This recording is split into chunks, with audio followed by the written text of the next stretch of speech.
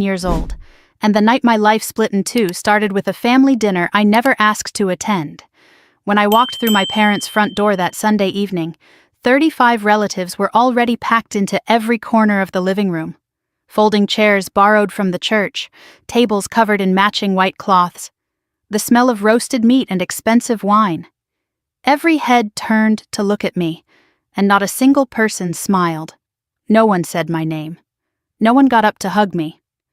A few cousins glanced my way, then looked back at their plates like I was a delivery driver who had wandered into the wrong house. I should have turned around right then. Instead, I scanned the room for an empty seat and found one at the far end of the table, practically in the hallway, like it had been placed there on purpose. Food was already being passed around. No one offered me a plate. No one made room. I just sat there, invisible, listening to them laugh about promotions and baby showers and vacation homes. Every milestone I apparently did not qualify for. Then my mother stood up. She walked to the wall where all our family photos hung in matching silver frames, and she started pulling them down. One by one, every picture with my face in it. The glass clinked as the frames knocked against each other. She did not say a word until she reached the trash can they had placed right beside the table, like they had been waiting for this moment.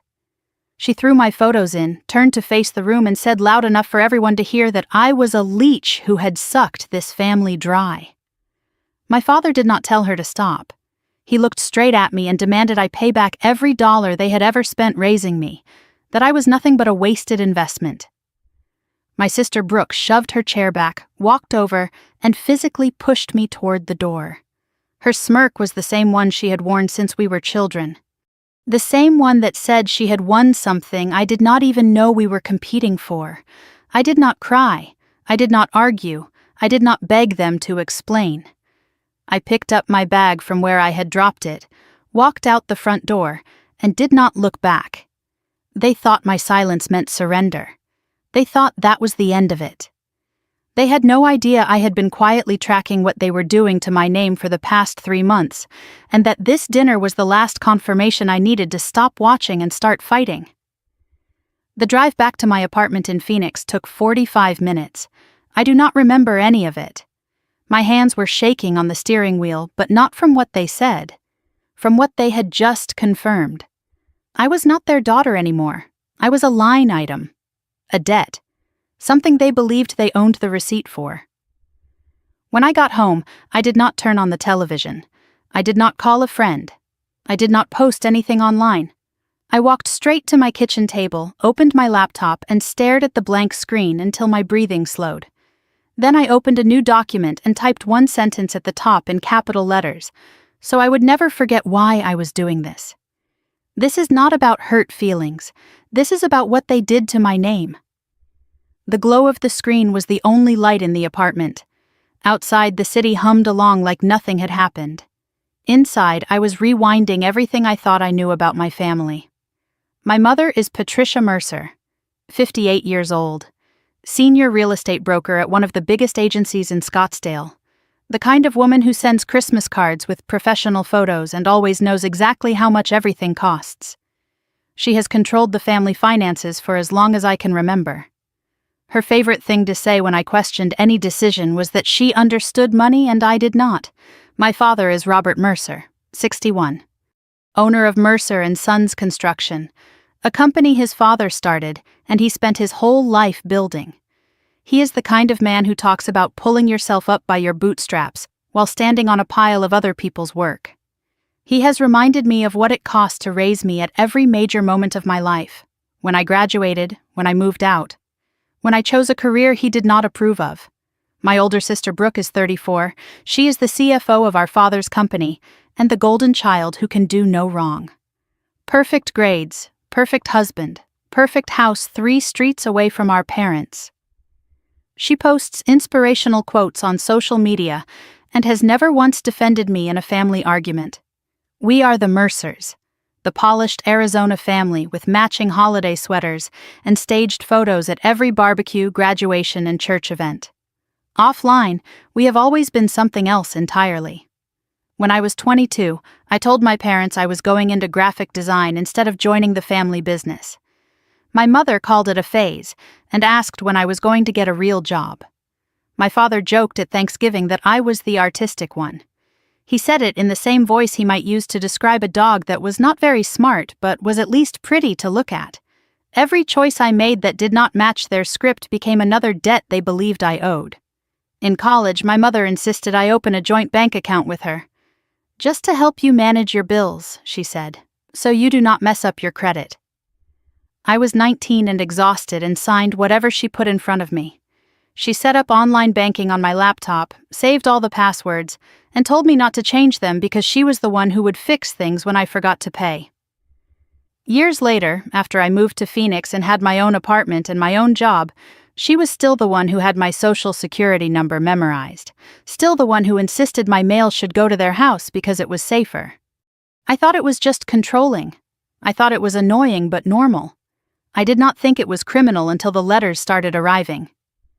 3 months before that dinner, I received a notice from a bank I had never heard of thanking me for my application for a personal loan. I assumed it was junk mail and threw it away. A week later, another envelope arrived about a new line of credit. Around the same time, the credit score app on my phone sent me an alert about a drop that did not make sense.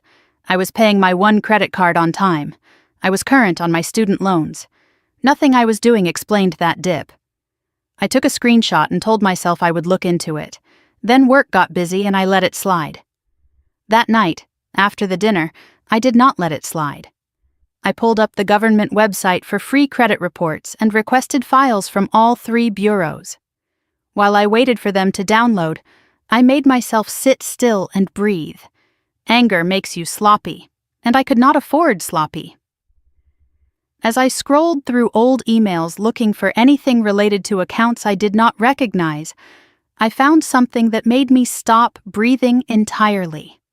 A message buried in my spam folder. Sender, Helen Whitmore, my grandmother on my mother's side. Sent 2 weeks before she died nearly 2 years ago. The subject line read, "Do not trust them, sweetheart." My hand hovered over the trackpad. Grandma Helen was the only person in my family who ever made me feel like I belonged. She died suddenly from a stroke, or so they told me. The funeral was small. My mother handled everything. I was not allowed to visit in her final weeks because she was too weak for visitors. I clicked on the email. The body was corrupted, only fragments loaded. I could make out pieces of sentences, changed the papers. "Do not sign anything they put in front of you. Your uncle knows the truth." The rest was garbled symbols and broken text. Someone had accessed my email and destroyed this specific message, and I was almost certain I knew who. My grandmother had tried to warn me about something she thought was important enough to write down, and someone in my family had made sure that warning never reached me. I stared at the screen until my eyes burned. Whatever they were hiding, it was bigger than a bad dinner. It was bigger than being thrown out. And I was not going to stop until I found out what they had taken from me and exactly how much it was going to cost them to give it back. I sat at my kitchen table until 2:14 in the morning, trying to make sense of what my grandmother had tried to tell me. The email was still open on my screen. I had refreshed it 6 times, tried opening it in different browsers. Nothing worked. The fragments I could read kept looping through my mind. Changed the papers. "Do not sign anything they put in front of you. Your uncle knows the truth. I am sorry I could not protect you sooner." The rest was digital wreckage, random symbols, missing chunks, sentences that cut off mid-word. This was not a glitch. Someone had deliberately corrupted this message. Grandma Helen sent it 2 weeks before she died. My mother had access to my email through the joint account she had set up years ago. She could have deleted it completely, but she did not. Maybe she thought damaging it was enough. Maybe she never expected me to look this closely.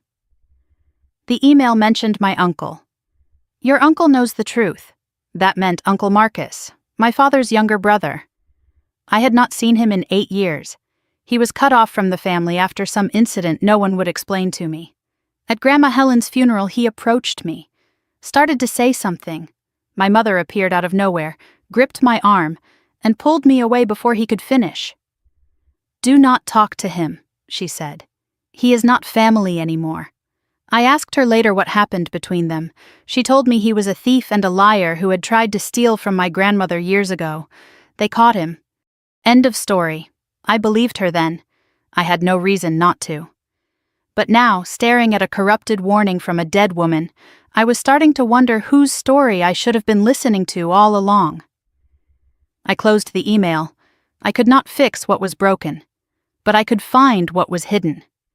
I opened the government website for annual credit reports and requested files from all 3 bureaus: Equifax, Experian, TransUnion. While the system processed my requests, I made myself breathe slowly, in through my nose, out through my mouth. Anger makes you sloppy. I could not afford sloppy. Not now. The first PDF downloaded. I opened it and scrolled past the accounts I recognized. My student loans, on track. My credit card, paid on time every month. My car payment, current. Then I reached a section I had never seen before. Accounts where I was listed as an authorized user or guarantor. My throat tightened. Account type: commercial business loan. Creditor: First Arizona Bank. Borrower: Mercer & Sons Construction, LLC. Guarantor: Evelyn Rose Mercer. Original amount: $400,000. Current balance: $412,716. Status: delinquent, 90+ days past due. I read it 3 times. My name, my social security number, my signature supposedly. I had never signed anything for Mercer & Sons. I had never set foot inside First Arizona Bank. I did not even know my father had a loan this size. But there it was. My name wrapped around a debt I never agreed to carry. The account opening date caught my attention. March 15th of last year. My birthday. The same birthday my mother told me they were not doing anything special that year. Too busy with the company, she said. Next year we will celebrate properly. I stayed in Phoenix that weekend because there was no reason to drive to Scottsdale for nothing. Now I understood. They needed me absent. They needed me distracted. They needed me anywhere except in a position to ask why someone was using my name to secure a $400,000 loan. I checked the other 2 credit reports. The same loan appeared on both. But there was more. A credit card I had never seen, opened 14 months ago. Balance: $11,400. Also delinquent. The contact address on every account was my parents' house. The phone number was my mother's cell. The email was one I had never seen before. emercerbusiness@gmail.com. They had created an email address using my initials, for accounts I never opened, for debts I never agreed to. I sat back in my chair and stared at the ceiling.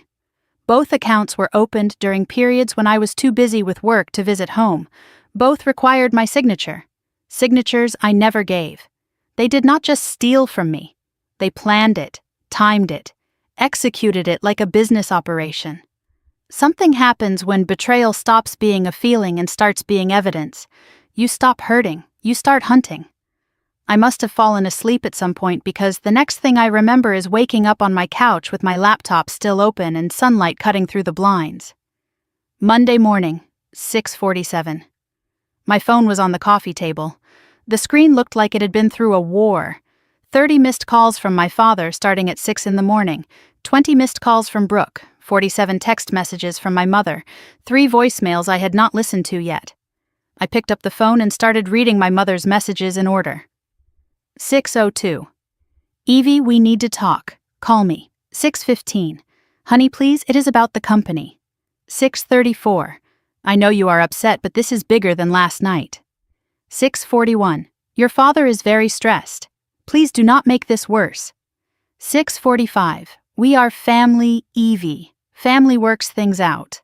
I almost laughed. Family. She used that word like it meant something. Like it was a shield she could hide behind after everything she had done. I played my father's first voicemail. His voice was tight, controlled.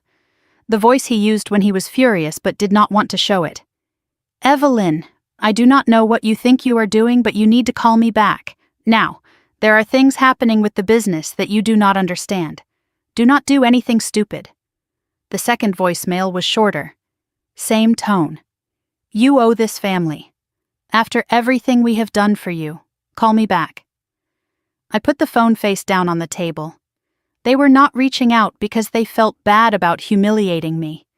They were not apologizing for throwing my pictures in the trash. They were reaching out because they knew I might finally look, and they were terrified of what I would find. My phone buzzed again. A new call. Unknown number. But the caller ID displayed something that made my stomach drop. Mercer and Sons, Accounting. I stared at it for 3 rings, then let it go to voicemail. A woman's voice came through, nervous and quiet. Miss Mercer, this is Daniela from accounting. I probably should not be calling you, but there are some things happening here that I do not know. Just be careful, okay? They are talking about you. A lot. The message ended. Someone inside my father's company was worried enough to warn me. That meant whatever was happening was bad enough that employees were noticing.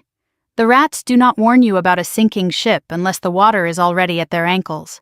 At Grandma Helen's funeral 2 years ago, I stood in the back of the small church trying to make sense of losing the only person in my family who made me feel seen. It was a gray November day. Maybe 40 people attended. My mother handled all the arrangements and made sure everything was tasteful and appropriate and exactly what she wanted everyone to see. After the service, a man walked toward me. I almost did not recognize him. Uncle Marcus. He looked older than I remembered. Gray at his temples, lines around his eyes that had not been there before, but his gaze was sharp. He stopped in front of me and said my name like a question. Evie, I need to tell you something. About your grandmother's... He did not get to finish.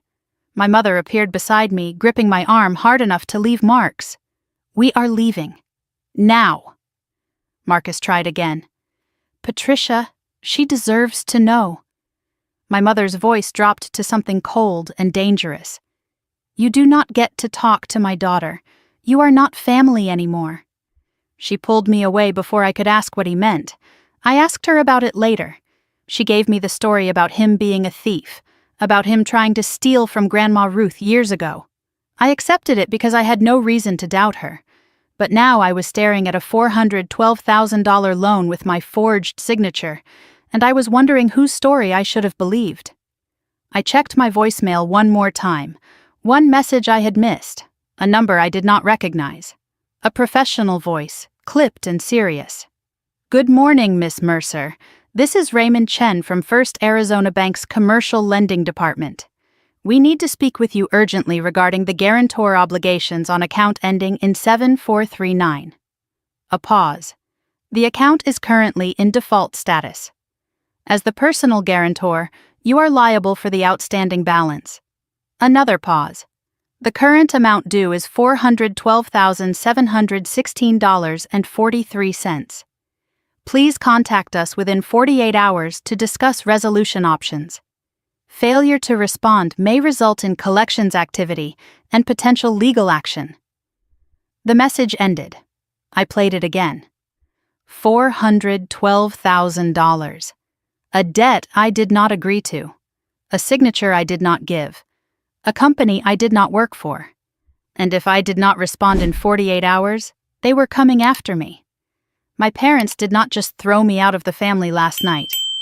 They threw me under the bus they had been driving for years, and I was done being roadkill. I opened my laptop and searched for an address. Marcus Mercer, Tucson, Arizona. He tried to warn me once. Someone silenced him before he could finish. This time, I was going to let him talk. Before I drove to Tucson, I called the bank. I sat at my kitchen table for 20 minutes staring at the number, rehearsing what I would say. Then I dialed before I could talk myself out of it. Professional hold music played for 3 minutes. Then a click. Raymond Chen speaking, the same voice from the voicemail. I identified myself. Gave the account number. Told him I was returning his call about the loan. There was a pause on his end. Ah, yes, Miss Mercer. Thank you for calling back. We have been trying to reach you for several weeks. He explained the situation in careful, measured terms. Mercer and Sons Construction took out a $400,000 loan 18 months ago. The company had missed the last 4 payments. As the personal guarantor, I was now liable for the full balance plus accrued interest and late fees. The loan documents showed my signature on the guarantor agreement dated March 15th of last year. I let him finish before I responded. "Mr. Chen, I never signed that document. I have never set foot in your bank. I did not know this loan existed until last night."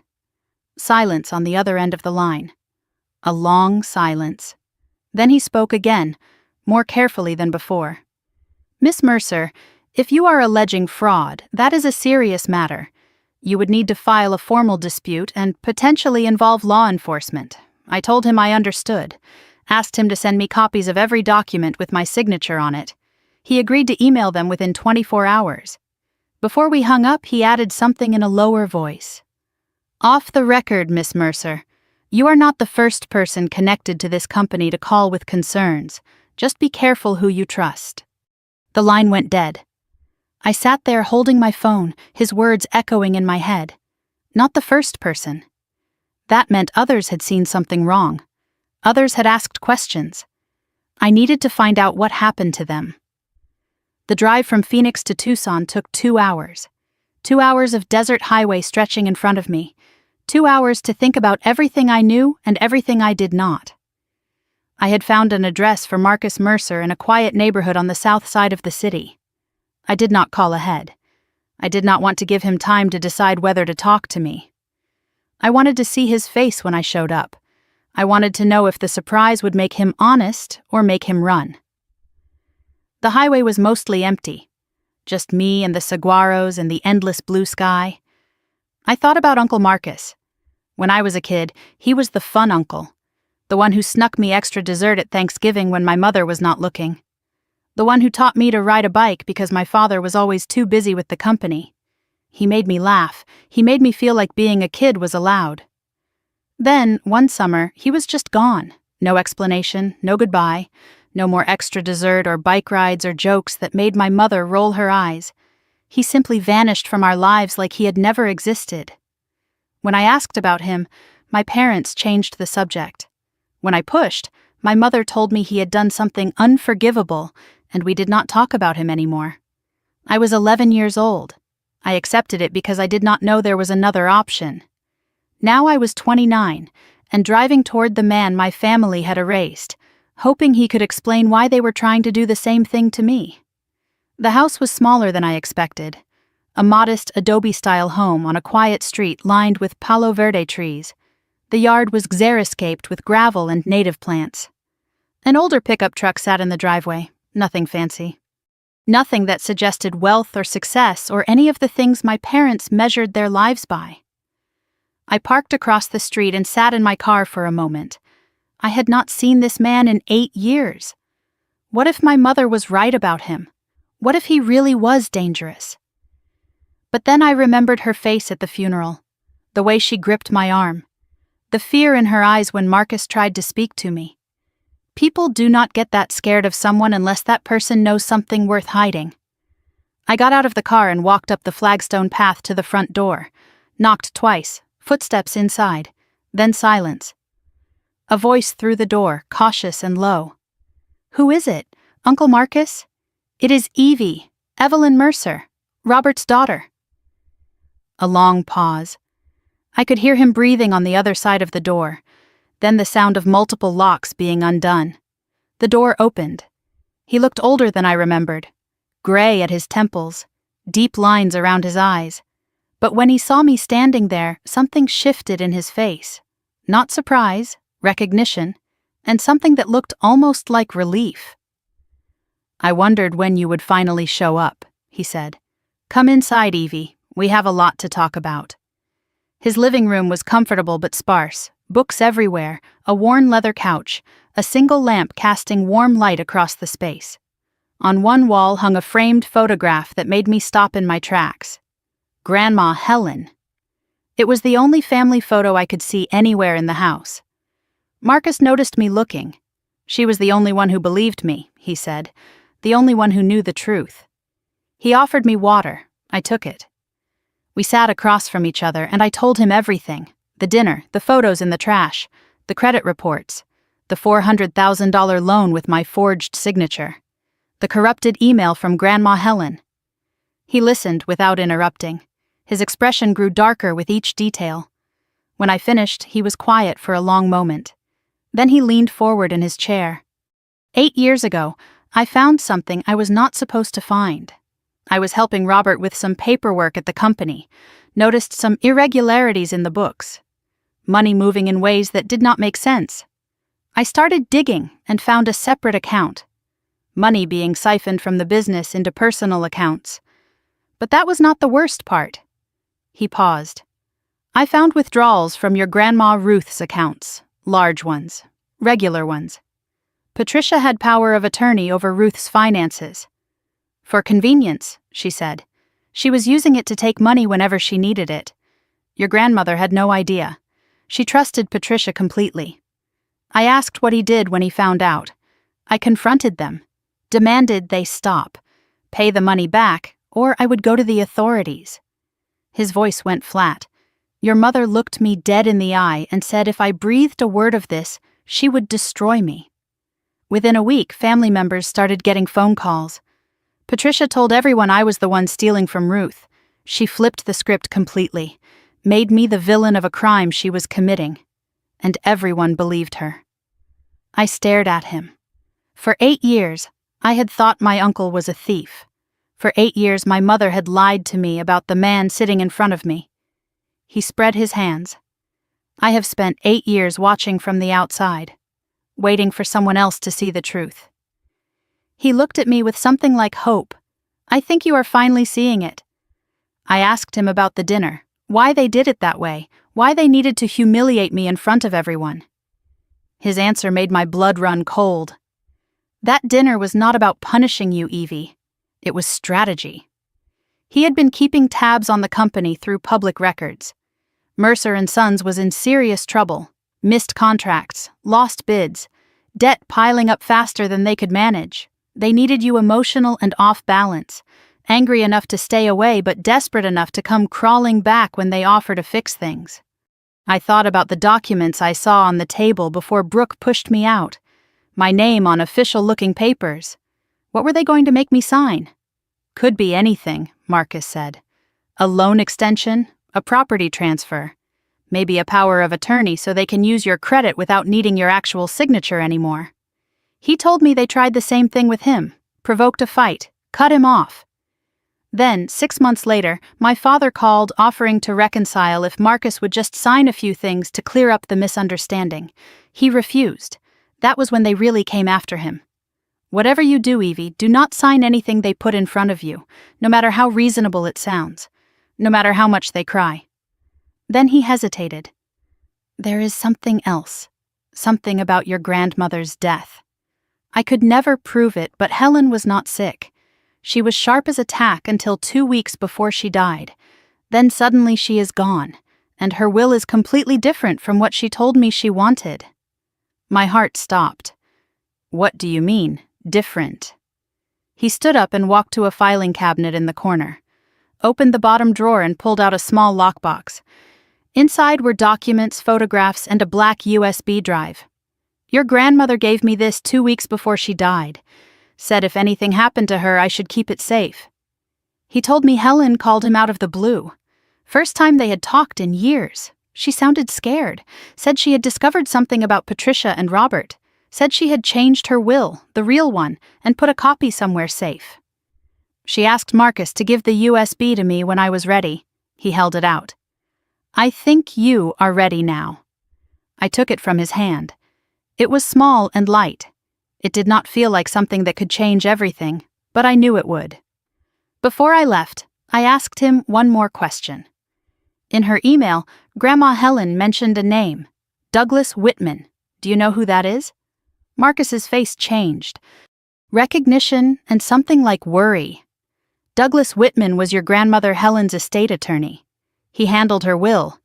The man who did the probate. The man who should have done it right.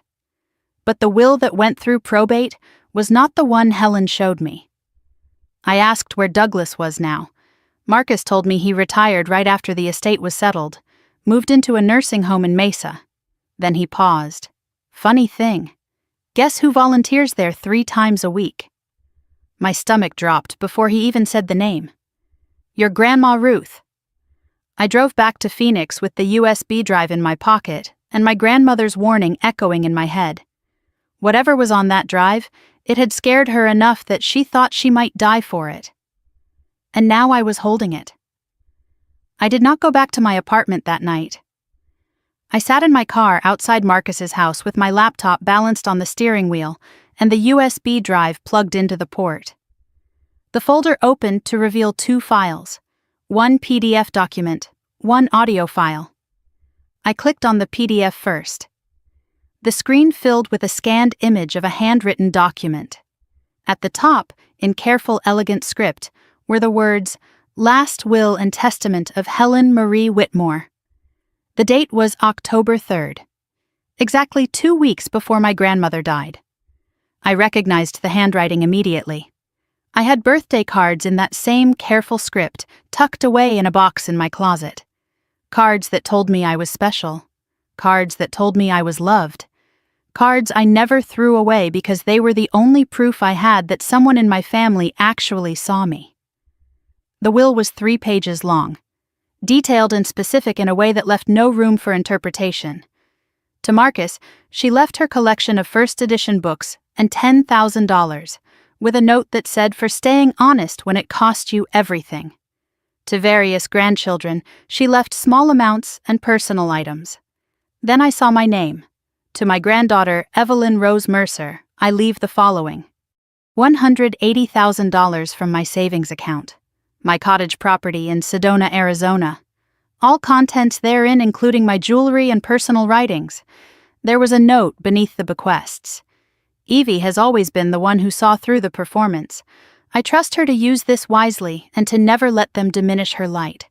I read it 3 times, $180,000, a house in Sedona.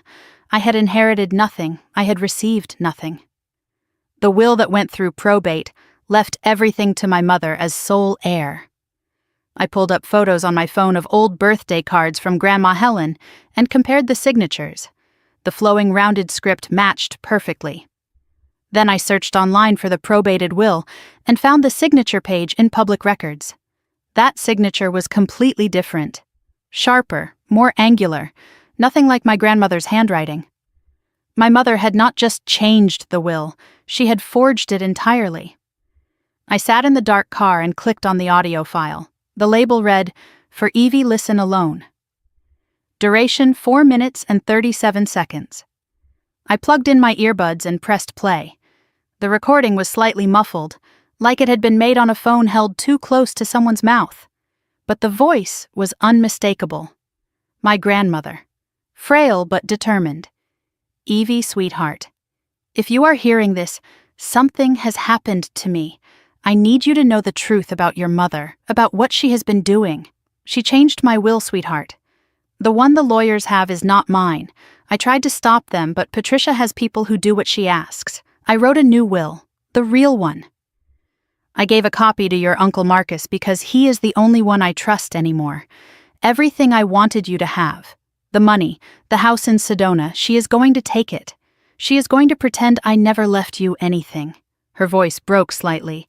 I am sorry I could not protect you better. I am sorry I did not see what she was sooner.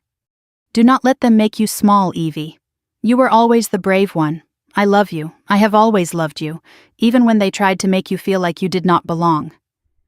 The recording ended with a soft click. I sat in the silence of my car, with tears running down my face. The first time I had cried since the dinner. She knew what they were going to do, and she tried to save me anyway, and they silenced her before she could finish. I wiped my eyes and opened a browser on my laptop, searched for Sedona, Arizona property records. I knew my grandmother's maiden name and was able to narrow down the search. I found it within minutes. A small cottage on Oak Creek, purchased by Helen Whitmore in 1987.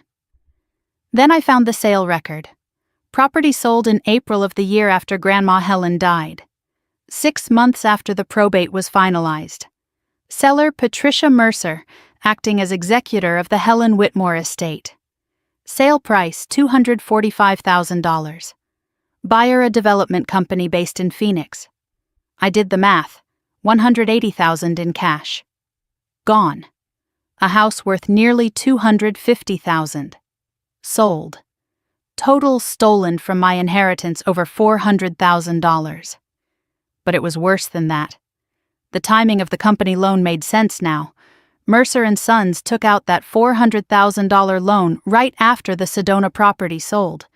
They used my grandmother's stolen money to prop up the company. When that ran out, they used my name.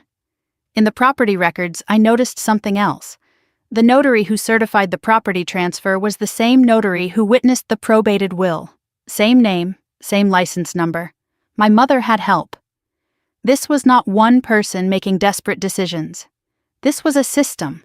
A network of people willing to break the law because Patricia Mercer asked them to. I went back inside Marcus's house and told him what I found. He listened and nodded like none of it surprised him. Then he told me there was someone I needed to meet.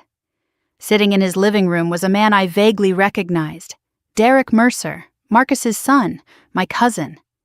I had not seen him since we were teenagers at some family barbecue before everything fell apart. He was 32 now. Tired looking, working as a mechanic in Tucson. He shook my hand and said he had been waiting 5 years for someone else to figure it out. 5 years ago, Derek was 27, just starting to build his credit. He had bought his first house and was doing well for the first time in his life. Then he got a letter about a loan he had never taken out, a business loan through Mercer and Sons. He was listed as co-signer. He never signed anything, but they had documents with his signature on them. The loan defaulted. The bank came after him. He lost his house, had to declare bankruptcy at 27 years old. They told everyone I was irresponsible, he said, that I must have signed something and forgotten. My own father believed them over me. After the bankruptcy, my father Robert offered to help. If Derek would just sign over his share of a small inheritance from another relative, they could make everything go away. Derek was desperate. He signed. By the time he realized what happened, he had nothing left, and they had plausible deniability. The lawyer who handled my situation was Douglas Whitman, Derek said. Same guy who did Grandma Helen's probate. And right after everything was finalized, he suddenly retired, moved into a nursing home in Mesa. Convenient timing, right? We sat around Marcus's kitchen table and started mapping out everyone who might have been affected. Marcus, financially framed and exiled from the family. Derek, forged signature, bankruptcy, inheritance stolen. Me, forged signature, $400,000 debt, inheritance stolen. Grandma Ruth, being drained through power of attorney right now. Grandma Helen, will forged, estate stolen, possibly silenced permanently. The pattern was clear. Every victim was someone outside my mother's inner circle or too trusting to question her. Every theft happened during a moment of crisis or distraction. Every piece of evidence was handled by the same small group. Patricia, Robert, Douglas Whitman. They pick people who will not fight back, Derek said. People who are too ashamed to tell anyone what happened. Or people like Marcus who no one will believe if they try. I looked at both of them. They picked the wrong people this time. I pulled up my laptop and searched for Douglas Whitman, Attorney, Arizona. Found his profile. Estate law specialist. 40 years of practice. Retired abruptly 2 years ago, right after Helen's estate was probated. No explanation given. Current residence Desert Bloom Senior Care in Mesa, Arizona. I found the facility's website and scrolled through their public information. The visitor logs were private, but the volunteer schedule was posted. I scrolled through the list of names and stopped when I saw one I recognized. Ruth Mercer. Reading program. Every Tuesday and Thursday afternoon. My grandmother Ruth volunteered at the same nursing home where Douglas Whitman lived. She had been doing it for 18 months. That is not a coincidence, I said. She is there to keep an eye on him, to make sure he does not talk. Marcus shook his head. Or Patricia is using Ruth without her knowing. Ruth might just think she is being charitable. Either way, Whitman is the key. If we can get him to talk, we can prove the will was forged. Before I left that night, Derek stopped me at the door. One more thing about Douglas Whitman. I did some digging back when everything happened to me. Whitman did not just retire, he was pushed out. Someone complained about irregularities in estate filings. The Bar Association started investigating. He retired before they could finish. Case was dropped, but here is the thing. The complaint was filed anonymously.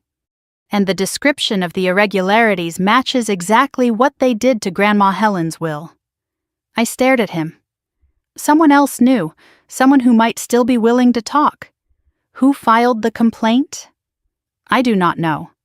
But the nursing home might have records. Someone who visited Whitman around the time the complaint was filed. I grabbed my keys. Then that is where I am going first thing tomorrow. That night I sat on my apartment floor surrounded by everything I had gathered in the past 48 hours. Papers spread across the carpet like evidence at a crime scene. My laptop open. The printer running.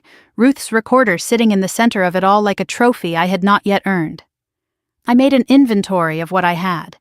Grandma Helen's USB drive with the original will and her audio confession.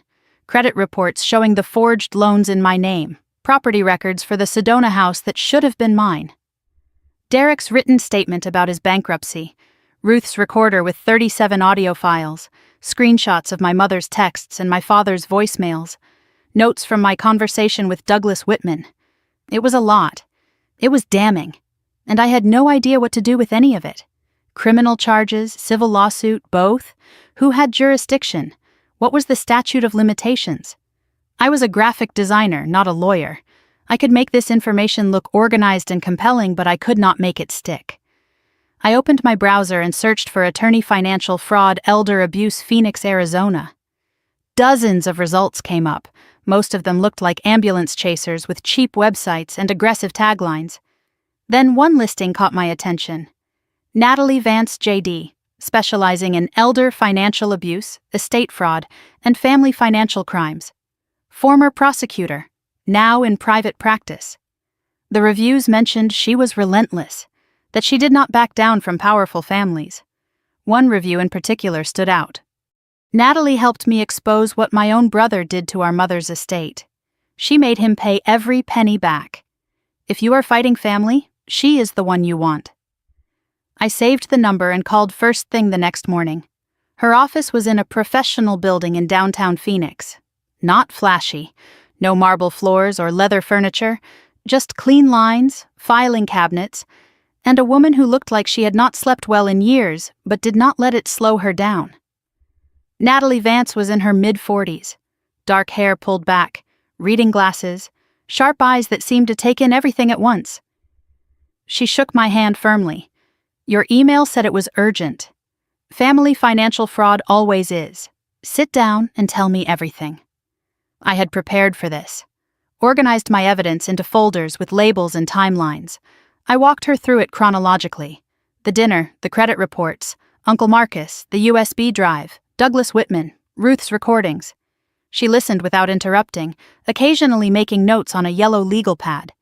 Her expression grew darker with each new revelation. When I finished, she was quiet for a long moment. Then she set down her pen and looked at me. Miss Mercer, Evie, what your parents have done is not just fraud. It is a pattern of systematic financial abuse targeting multiple family members over multiple years. I asked if that was good. For our case, yes. Patterns are what courts love. One incident can be explained away. A decade of incidents is a conspiracy. She listed what we might be looking at. Forgery for the will and loan documents. Elder financial abuse for what they did to Ruth and possibly Helen. Identity theft for me and Derek. Fraud on multiple counts. Possibly conspiracy if we could prove Robert and Patricia coordinated. And if we can prove Helen's will was forged, we are looking at estate fraud, which in Arizona is a Class 4 felony. Natalie explained the two tracks we could pursue. Criminal meant filing a complaint with the state attorney and letting prosecutors decide whether to press charges. Civil meant suing Patricia and Robert directly for damages and getting the money back. We can do both, she said. In fact, we should. The criminal investigation puts pressure on them while the civil case recovers your losses. She assessed the strength of our evidence. The original will from the USB was powerful but would need authentication. Douglas Whitman's testimony was valuable, but his dementia made him vulnerable on cross-examination. Ruth's recordings were gold. Arizona was a one-party consent state, meaning Ruth could legally record any conversation she was part of. The recordings are our strongest asset. Your mother incriminated herself to a 79-year-old woman she thought was too old to matter. Natalie wanted to move carefully. Your parents do not know we are building this. The moment they find out, they will start destroying evidence, coaching witnesses, maybe even flee. We need to gather everything, line up our witnesses, and strike all at once. I asked how long that would take. If we are efficient, 2 weeks, maybe 3. Can you keep this quiet that long? I thought about Brooke's message. The meeting at 3 p.m. today. I was not sure. There was something I needed to tell her about my sister. Before I could explain, Natalie's phone buzzed. She glanced at the screen and frowned. That is interesting. A lawyer from Morrison and Blake just called. They represent Mercer and Sons Construction. She looked at me. They are requesting a settlement discussion regarding your loan obligations. How did they know you hired counsel? My stomach dropped. I had not told anyone I was coming to see her. No one knew except the people I trusted. Then I remembered. The nursing home. I signed in, used a fake name, but the room number was real. Someone could have checked the visitor log and reported back to my mother. Natalie considered this. It might not be a leak, they might just be phishing. Your name is on that loan and they know the bank is calling it in. They probably assumed you would lawyer up eventually, but we should assume the worst. From now on, do not use your regular phone to discuss any of this. Get a burner like your grandmother did. She paused. Speaking of which, you said Ruth visits Douglas Whitman every Tuesday and Thursday. Has she been volunteering there longer than the recordings? I thought back. She said she has been volunteering for 18 months. But she only started recording 6 months ago. That is a 12-month gap. What was she doing for the first year? I suggested maybe she was just being a good grandmother. Visiting family friends. Natalie's expression was skeptical. Or Patricia sent her there initially to keep tabs on Whitman. Ruth may have been their watcher before she became ours. Either way, we need to be careful. Ruth is our ally now, but she spent a long time on the other side. I defended her. She gave me the recordings. She warned me about Brooke. Natalie nodded. I am not saying she is lying. I am saying trauma and manipulation can make people unpredictable. Trust her, but verify everything. I told Natalie about the warning from Ruth, that Brooke was being pressured to sign documents using her house as collateral. Natalie's eyebrows rose. Ruth also mentioned Patricia set up some kind of pension plan for Brooke through the company. A pension plan through a family construction company? For the CFO daughter? Let me check something. She pulled up public business filings for Mercer and Sons on her computer, scrolled through corporate documents and registered retirement plans, typed, clicked, frowned deeper. There is no registered pension plan for Mercer and Sons Construction. Not with the state. Not with the IRS. Nothing. I felt the blood drain from my face. If Brooke has been contributing to a pension that does not exist, where has her money been going? Your parents may have been skimming from their own daughter for years, using the promise of retirement security to fund their lifestyle or prop up the company. I did the math out loud. Brooke has been CFO for 10 years. If she has been putting in even 6% of a decent salary, that could be $80,000, 90, maybe more. And she has no idea it is gone. Natalie pulled up one more document, a recent filing for a new line of credit. The collateral listed was a residential property in Paradise Valley. Brooke's address. The application was dated 3 days ago. Evie, this was filed the day before your family dinner. They were not just humiliating you that night. They were keeping you distracted while they set up your sister to lose her house. Natalie outlined the expanded strategy. If Brooke did not know about the pension or the collateral filing, she was another victim. And victims made witnesses. I told her I was meeting Brooke at 3 o'clock. Good. But do not tell her everything yet. Feel her out first. See if she is ready to hear the truth, or if she is still defending them. She gave me advice on how to approach it. Start with what Brooke would believe. The pension plan. Show her the absence of records. Let her do the math herself. People accept truths they discover better than truths they are told. She warned me about signs to watch for. If Brooke immediately defended Patricia, she was not ready. If she asked questions, she was processing. If she got angry at the right people, she might be an ally. And if she picks up her phone to call your mother while you are talking, leave immediately. With Brooke on our side, we would have 3 generations of victims. Testimony from the lawyer who committed the forgery. Recordings proving awareness and intent. Documentation of multiple fraudulent transactions. This is not just a family dispute anymore, Natalie said. This is a case that could put your parents in prison. I left Natalie's office and walked to my car. My regular phone buzzed in my pocket. I pulled it out and saw a text from my father. Evelyn, I know you have been talking to people. I do not know what lies Marcus has been filling your head with, but this ends now. You have until Friday to call me and work this out like family. After that, I will have no choice but to protect what is ours. Do not make me do something we will both regret. I read it 3 times. Protect what is ours. As if anything they had was legitimately theirs. Something we will both regret. A threat dressed up as fatherly concern. I screenshot the message and emailed it to Natalie, then I typed back 2 words. See you Friday. I deleted the thread and drove to meet my sister. The coffee bean on Camelback Road smelled like roasted beans and quiet anxiety. I pushed through the glass door at 3:02, a bell chiming overhead. Soft jazz played from hidden speakers. The afternoon crowd was scattered across mismatched tables, laptop workers, a few mothers with strollers, a couple sharing something on a phone screen, and in the back corner, facing the door like she was waiting for bad news, sat my sister Brooke. She looked different than she had at the dinner. No smirk, no superiority, just exhaustion carved into every line of her face. Dark circles under her eyes. Hair that was usually perfect now pulled back in a careless ponytail. She was gripping her coffee cup like it might try to escape. The golden child looked tarnished. I walked over without smiling, without any of the performance we usually brought to family interactions. I sat down across from her and for a moment neither of us spoke. The last time we had been this close, she was shoving me toward the door while our relatives watched.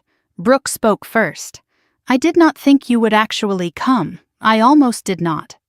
Silence stretched between us. I know you hate me, she said.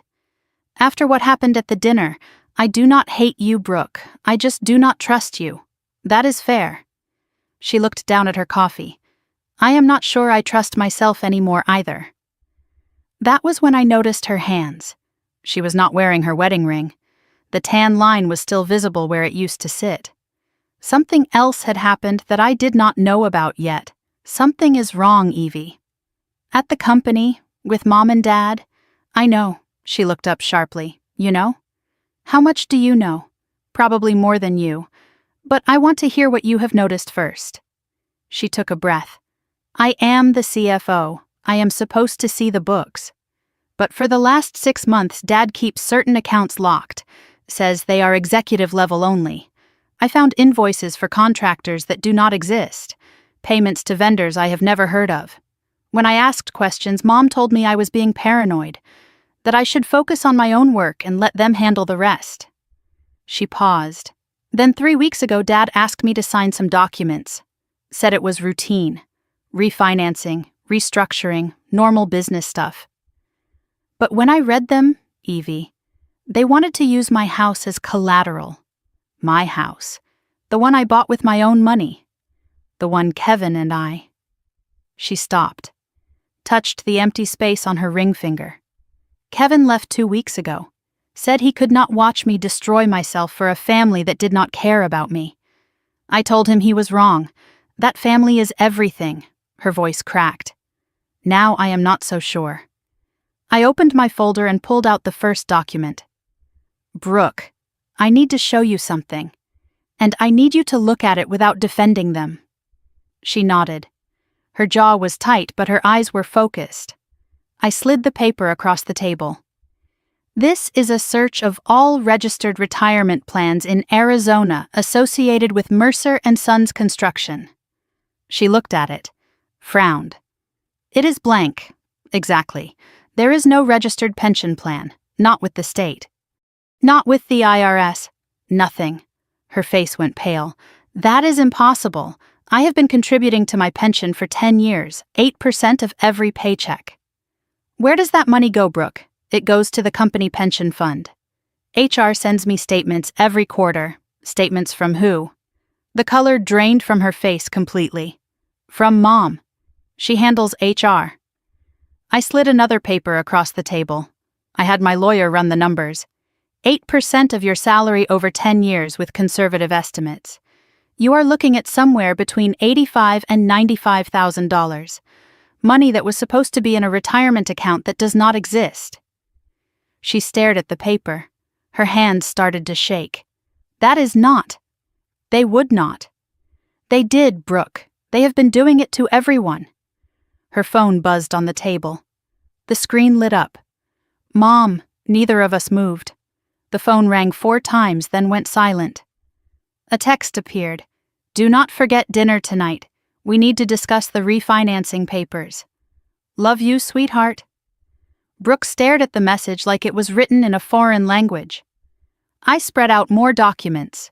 You are not the only one. This is my credit report. See this account? A $400,000 loan from First Arizona Bank. I never signed for this loan. I never knew it existed. But someone used my name, my social security number, and my forged signature to guarantee it. The borrower is Mercer & Sons Construction, Dad's company. She shook her head. No, that's not. Mom would not. They changed Grandma Helen's will.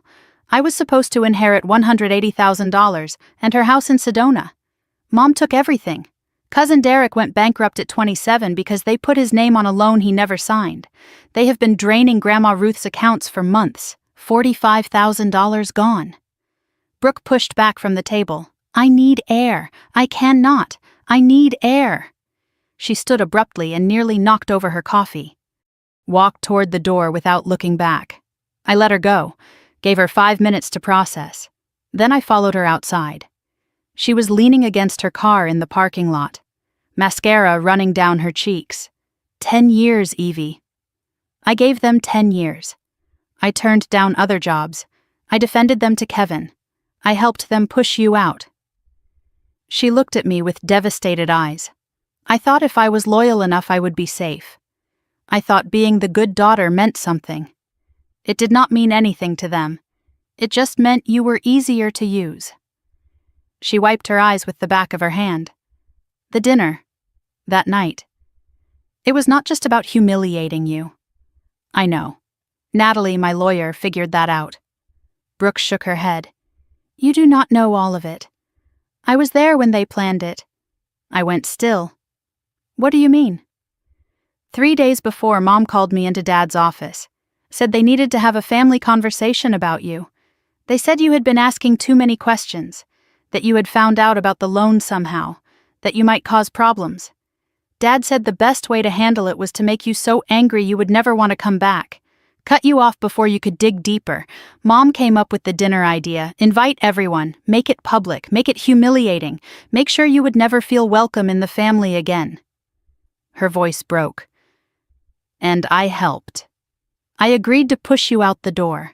I told myself I was protecting the family, but I was just protecting them.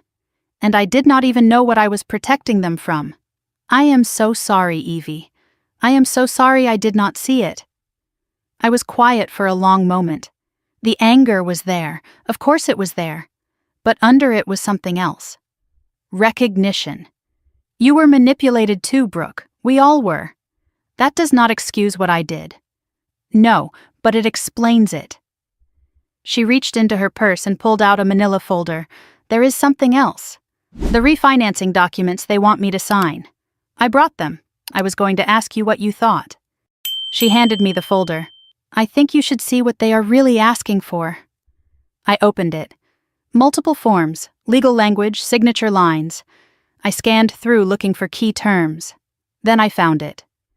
Brooke, this is not refinancing. This is a personal guarantee. What does that mean? It means if you sign this, you are personally liable for all of Mercer and Sons' debts. Not just your house. Everything you own. The company is failing. If it goes bankrupt, you go bankrupt with it.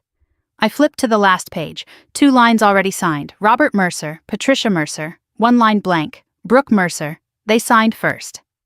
To make you feel like it was just a formality. They were going to make you their final parachute. When everything collapsed, you would be the one holding the bag. Something shifted in her face. The tears stopped. The confusion hardened into something colder. What do you need me to do? What? You have a lawyer.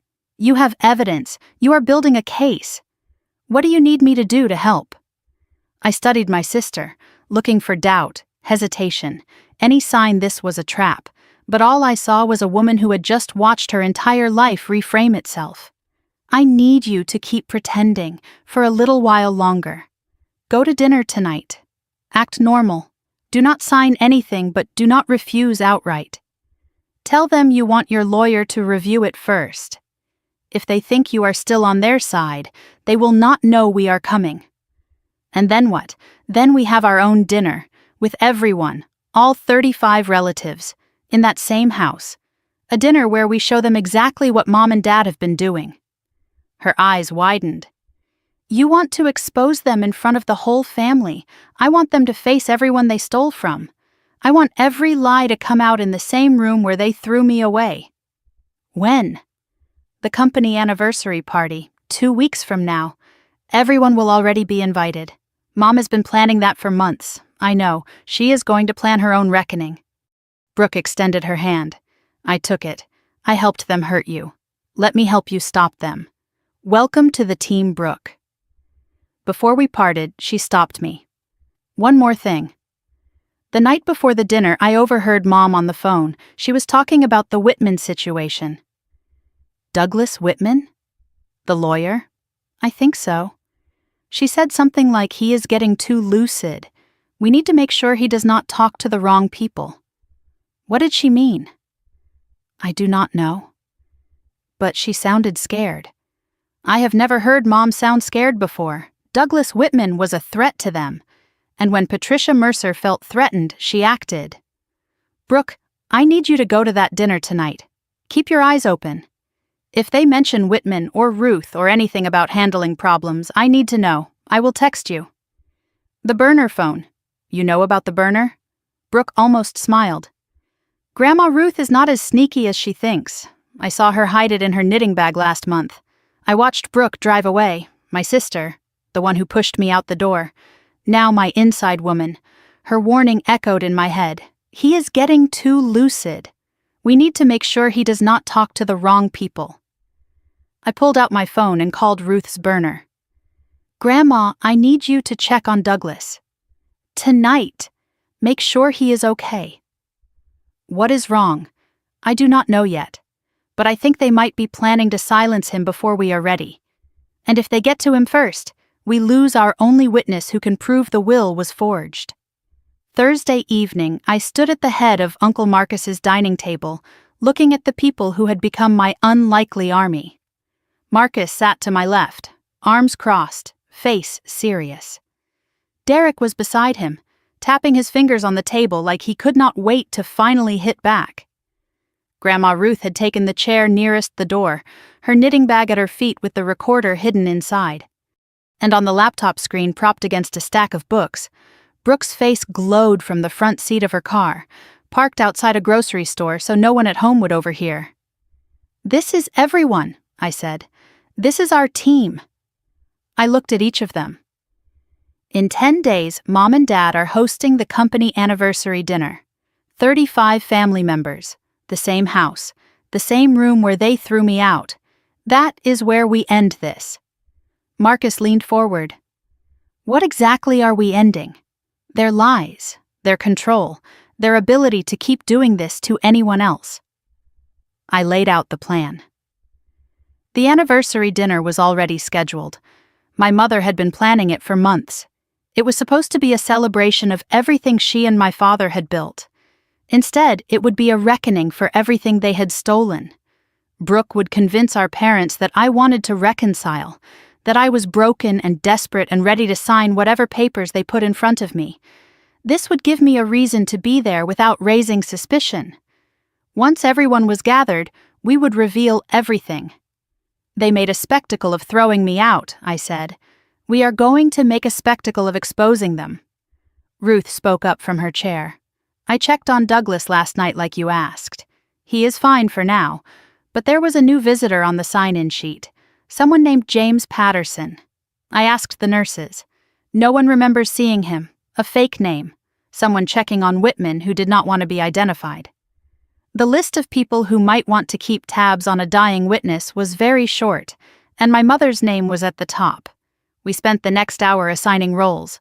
Brooke would maintain cover as the loyal daughter, feed us information about our parents' movements and plans, plant the idea of inviting me to the anniversary dinner as a family healing moment. Make them think they have won, I told her. Ruth would continue volunteering at the nursing home. Be Patricia's eyes on Whitman while actually being ours. She would bring her recordings to the dinner, ready to play when the moment came. You have been underestimated your whole life, Grandma, I said. Use it. Marcus would stay hidden until the dinner itself. His appearance after 8 years of exile would be a shock that would throw my parents off balance. He would prepare his testimony about what he discovered and help me compile the evidence into something undeniable. You were the first one they silenced, I told him. You will be the first one who speaks. Derek would write a detailed statement about his bankruptcy, the forged signature, the shame he carried for years thinking it was his own fault. He would also reach out quietly to other cousins who might have been affected. I was on Thanksgiving calls last year, he said. 3 different cousins mentioned weird loan letters. I thought they were just bad with money. Natalie would prepare the evidence packet for both the criminal complaint and civil suit. She would be present at the dinner but unannounced. Arriving after the reveal, began to serve my parents with legal papers in front of everyone. Nothing says caught like getting served at your own party. Friday morning, Brooke made her first move. I listened via speakerphone from Marcus's house as she called our mother. Patricia answered on the second ring, her voice bright and expectant. Brooke, honey. Did you sign the papers yet? Not yet, Mom, but I have news. I talked to Evie. The brightness in Patricia's voice vanished. You what? She called me. She is a mess, Mom, crying, apologizing. She knows she went too far. She said she wants to make things right. She asked if there is any way she could come to the anniversary dinner. Silence on Patricia's end. I could almost hear her calculating. She wants to come to the dinner?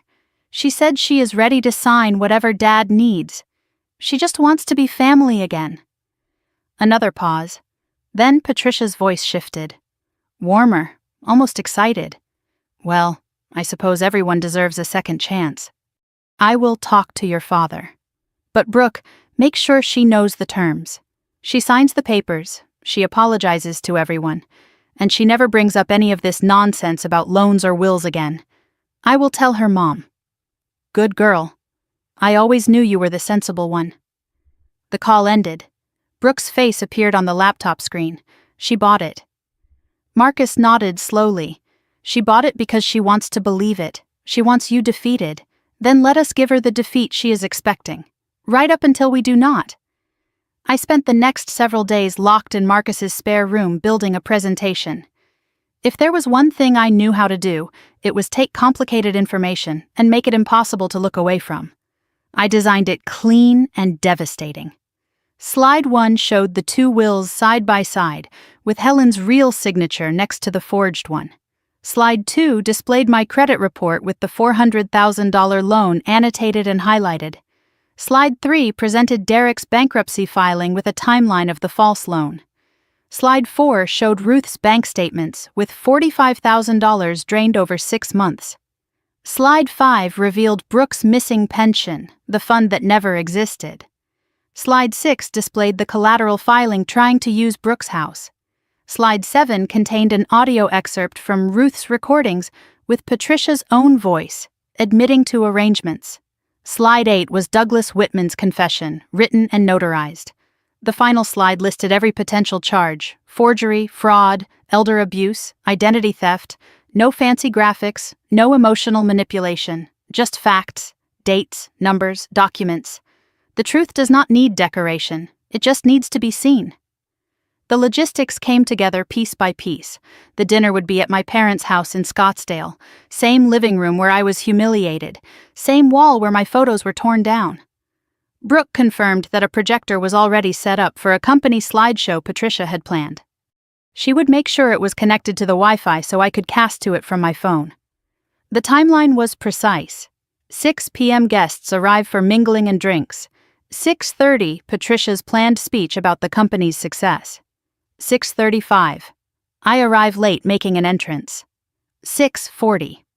Patricia asks me to say a few words. 6:41. I take the floor and do not give it back. We had backup plans for everything. If the projector failed, Derek had printed copies of key documents in his jacket. If Patricia tried to shut it down, Ruth would step forward with the recordings. If they tried to remove me physically, Natalie would be waiting outside with police on standby. When I was ready to begin, I would adjust my necklace, a simple silver chain. That was Marcus's cue to enter through the back door. His appearance alone would throw my parents off balance. That evening, my regular phone buzzed with a text from an unknown number. Be careful. They know something is coming. A friend. No name, no other details. Someone else knew what was happening. But whose side were they on? The night before the dinner, I could not sleep. I stood at my apartment window looking at the parking lot below. A car I did not recognize was parked across the street. Engine off, lights off, but someone was sitting in the driver's seat, watching. I squinted at the license plate. Mercer and Sons Fleet Vehicle number 7. They had someone surveilling me. I texted Brooke. Someone is watching my apartment. Company car. Her reply came quickly. Dad mentioned keeping tabs on you yesterday. I thought he meant checking your social media. It was more than that. I called Natalie. She told me not to abort. If they were certain about what we were planning, they would have done more than watch. They were nervous, not sure. Nervous people make mistakes. I packed an overnight bag and drove to a hotel near Marcus's house. Paid cash. Used a fake name. Texted the team that I was off the grid until the dinner. Radio silence, unless emergency. Saturday morning I woke to my burner phone buzzing. Brooke's name on the screen. I answered immediately. What is wrong? Her voice was hushed and tense. Dad just asked me if I have talked to you recently. Like specifically in the last week. What did you tell him? I said just once to confirm you are coming tonight. He seemed satisfied, but Evie, the way he looked at me, like he was trying to figure out if I was lying. He suspects something. Maybe, or maybe he is just paranoid. Either way, be careful today. Do not go anywhere predictable. I processed this. Robert had always been the strategist. Patricia handled emotions. Robert handled threats. If he was questioning Brooke, he was not sure about her loyalty. That meant he was not sure about anything. He is grasping, or he is testing me to see how I react. Either way, we stick to the plan. See you tonight, Brooke. See you tonight. And Evie? Yeah? I am glad I am on this side now. The view is clearer. I showered and dressed carefully. Not fancy, not trying to impress anyone, but put together. Professional. Someone who meant business. I downloaded the presentation to my phone and tested the casting feature twice. Checked the backup USB drive in my pocket. Confirmed with Natalie that police were aware and would be in the area ready if needed. Marcus texted that he would be at the back door by 6:15. Derek confirmed the documents were in his jacket. Ruth said her recorder was charged and she would be in the living room before anyone else arrived. Brooks sent one final message. The projector is set up. They tested it this morning for Mom's slideshow. It works. I sent one last text to the group. Tonight we take back what they stole. Not just money, our names, our dignity, our family. Then I pulled into the neighborhood I grew up in. McMansions with perfect lawns, matching mailboxes, American flags. My parents' house at the end of the cul-de-sac was already lit up, cars lining the street. The family was gathering. I parked 3 houses down out of direct sight. Through the windows I could see people moving inside, laughing, holding drinks. My phone buzzed. A text from another unknown number. Different from before. The projector password was changed this morning. It is Legacy 2024. You are welcome. D. Someone inside was helping me. Someone whose name started with D. Daniela. The accountant who warned me the first week. She was still watching, still on my side. I got out of the car, walked toward the house where everything began. Time to end this.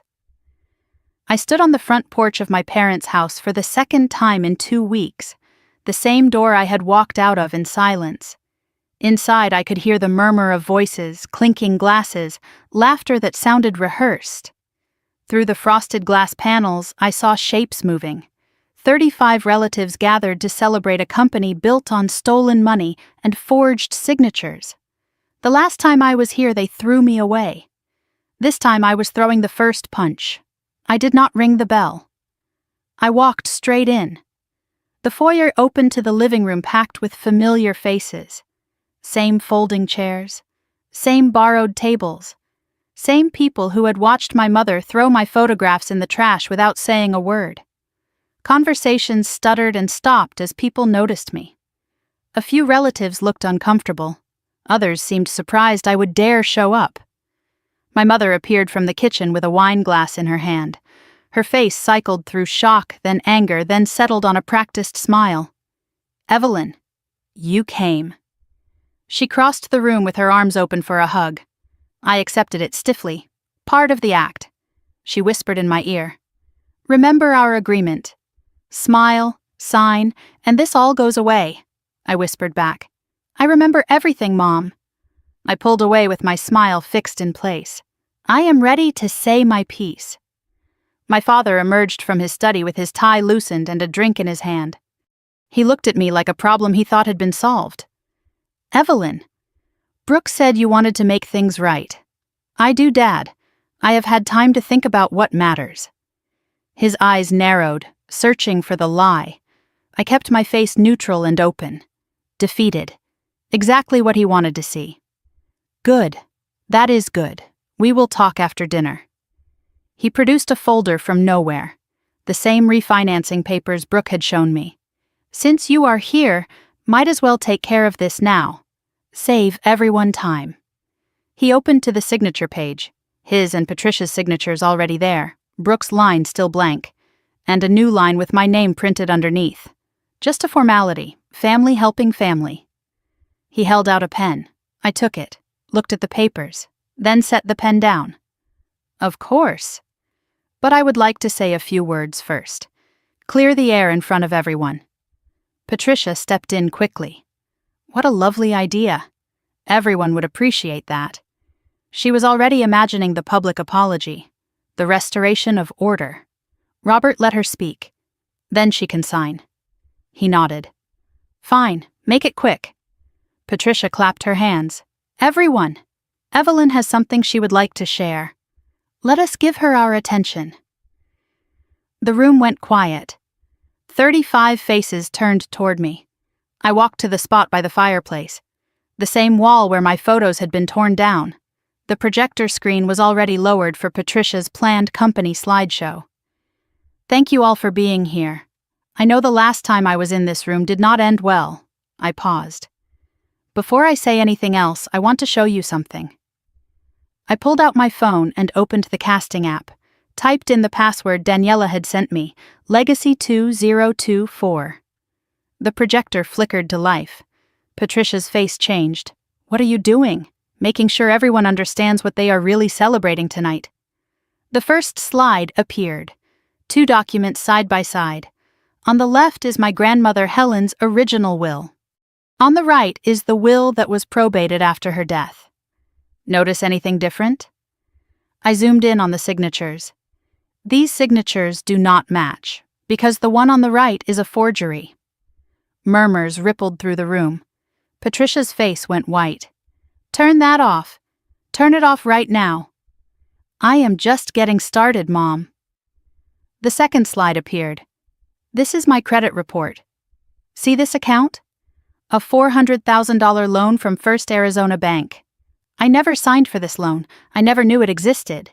But someone used my name, my social security number, and my forged signature to guarantee it. I looked directly at my father. The borrower is Mercer and Sons Construction, Dad's company. Robert's drink trembled in his hand. This is slander. You have no proof. I have the bank's records. I have the documents. Your contact information is on every page. The third slide showed Derek's photo next to his bankruptcy filing. And I am not the only one. My cousin Derek went bankrupt at 27 because someone forged his signature on a company loan too. Derek stood up from the back of the room. They told me I must have signed something by accident. They made me think I was stupid. I lost my house. Gasps came from several relatives. One of my aunts, Carol, went pale and whispered something to her husband about a car loan letter they had received years ago. The pattern was bigger than anyone had realized. Ruth's bank statements filled the screen. But it gets worse. Grandma Ruth has had $45,000 drained from her accounts in the last 6 months. She has power of attorney documents she does not remember signing. Ruth stood slowly, supported by her cane. I trusted my daughter-in-law. I trusted my son. They have been stealing from me. I am 79 years old. That money was supposed to be for my care. The next slide showed information about Brooke's pension. And then there is Brooke. Patricia tried to interrupt. Leave your sister out of this. Brooke has been contributing 8% of her salary to a company pension plan for 10 years. That pension plan does not exist. There is no registration, no account, nothing. Approximately $90,000. Gone. Brooke stepped forward from near the kitchen. I found out 3 days ago. I have worked for this company since I graduated. They have been stealing from me the whole time. Patricia's mask finally cracked. Brooke, you do not know what you are saying. I know exactly what I am saying, Mom. For the first time in my life, I actually do. The next slide displayed the collateral filing. And just to make sure Brooke could not escape when everything collapsed, 3 days before that dinner where you threw me out, Dad filed paperwork to use Brooke's house as collateral for a new loan. Without her knowledge, without her consent, you were going to make your own daughter homeless to save yourselves. A commotion came from the back of the house. Heads turned. Through the kitchen doorway walked Uncle Marcus. 8 years since anyone in this room had seen him. Patricia's voice went shrill. What is he doing here? Robert, get him out. Robert did not move. He could not. Marcus walked through the silent crowd and stopped beside me. Hello, Patricia. Robert, miss me? 8 years ago I discovered what they were doing. Stealing from Ruth, manipulating the books, using family members as collateral. When I confronted them, Patricia told everyone I was the thief. She turned my own family against me. I have spent 8 years watching from the outside, waiting for someone else to see the truth. He put his hand on my shoulder. She found it. And she had the courage to do what I could not. A young woman I did not immediately recognize raised her hand from the crowd. I am Daniela. I work in accounting at Mercer and Sons. The room went silent. I am the one who sent the projector password, and I have copies of everything they tried to delete from the company servers last week. Ruth reached into her knitting bag and pulled out the recorder. There is one more thing. For the last 6 months, I have been recording my conversations with Patricia and Robert. She pressed play. My mother's voice filled the room. The arrangements with Helen's estate are handled. Evie will never know what she was supposed to get. Another clip. Marcus was getting too close. We had to shut him down before he ruined everything. Another. Ruth does not need to understand the details.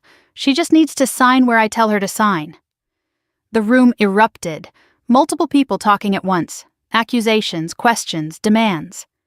Through the chaos, the front door opened. Natalie Vance walked in with her briefcase and 2 uniformed police officers behind her. Mr. and Mrs. Mercer, I am Natalie Vance. I represent Evelyn, Derek, Ruth, and Brooke Mercer. A formal complaint has been filed with the Arizona Attorney General's office regarding multiple counts of forgery, fraud, elder financial abuse, and identity theft. You are also being served with a civil suit seeking full restitution. She handed Robert a stack of papers. His hands were shaking. Patricia looked around the room at the family members who would no longer meet her eyes. For the first time in my life, my mother had nothing to say. I woke up Sunday morning in my own apartment for the first time in days. Sunlight cut through the blinds. My phone was on silent on the nightstand. For a moment I did not remember why my chest felt so heavy. Then it all came flooding back. The slides, the recordings, my mother's face when Natalie walked in with the police. It was done. Whatever came next, at least that part was finally done. I turned off silent mode and watched the notifications stack up. 43 text messages, 21 missed calls. Not from my parents. They had gone dark. These were from cousins, aunts, uncles, relatives I had not spoken to in years. Most were questions, some offered support. A few were accusations. Cousin Amy asked if all of it was true. Uncle Frank said he had pulled his credit report and found a loan he never signed for. Aunt Carol wanted to talk because she thought they had done something to her too. Great Aunt Mildred told me I should be ashamed of myself for airing family business like that. Derek simply wrote that it was a hell of a night and to call him when I was ready because we were not done yet. I sat on the edge of my bed and felt the weight of what I had set in motion. I should have felt triumphant. I did not. I felt hollow and tired, like I had just finished running a marathon through mud. Revenge is not a celebration. It is a surgery. Necessary, but nothing you want to remember. One message stood out from a number I did not recognize. This is Janine Whitmore, Douglas Whitman's daughter. My father told me everything. I want to help. He has documents you have not seen yet. Monday morning, I met Natalie at her office for a status update. She looked energized despite the chaos of the past 48 hours. The Arizona Attorney General's office is taking this seriously, she said. Elder financial abuse is a priority for them. She explained what that meant. A formal investigation had been opened into Patricia and Robert Mercer. Focus areas included forgery, fraud, identity theft, and elder abuse. Douglas Whitman's deposition was scheduled for Wednesday. Daniela had provided server backups showing deleted financial records. Your mother tried to erase the evidence the night after the dinner. She did not know Daniela had already copied everything. There was more. Patricia's employer had launched their own internal investigation. They had found irregularities in loans she processed over the years. Several clients with strong relationships to Patricia had accounts that did not add up. This was not just about our family anymore. There might be other victims, people outside the family who trusted her professionally. The dominoes started falling faster than I expected. Tuesday morning, Brooke texted me. Mom was fired. Escorted out of the building. The credit union did not wait for the criminal investigation. Internal review found multiple policy violations. Patricia's real estate license was suspended pending investigation. 23 years at that company gone in one morning. Wednesday was worse for my father. First Arizona Bank called the loan. $412,000 due immediately. Mercer and Sons could not pay. Robert received notice that the company was being placed into receivership. Decades of work, his father's legacy, his identity, all of it crumbling. More victims emerged every day. Aunt Carol confirmed that a car loan had been taken in her name 3 years ago. Uncle Frank discovered a second mortgage on his property he never agreed to. A distant cousin in Flagstaff called Natalie because she had been listed as guarantor on equipment financing she knew nothing about. Every time we pulled a thread, 3 more victims appeared. Douglas Whitman gave his deposition Wednesday afternoon. I attended virtually. watching on Natalie's laptop. He was frail but lucid. He told everything. How Patricia found his old misconduct and threatened to expose him. How he forged Helen's will under duress. How he had lived with the guilt for 2 years. "I knew it was wrong," he said. "I did it anyway. I do not expect forgiveness. I just want the truth on record." When he finished, he looked directly at the camera. "Tell Evie I am sorry. Tell her Helen would have been proud of her." After the deposition, Janine Whitmore approached Natalie and handed over a folder.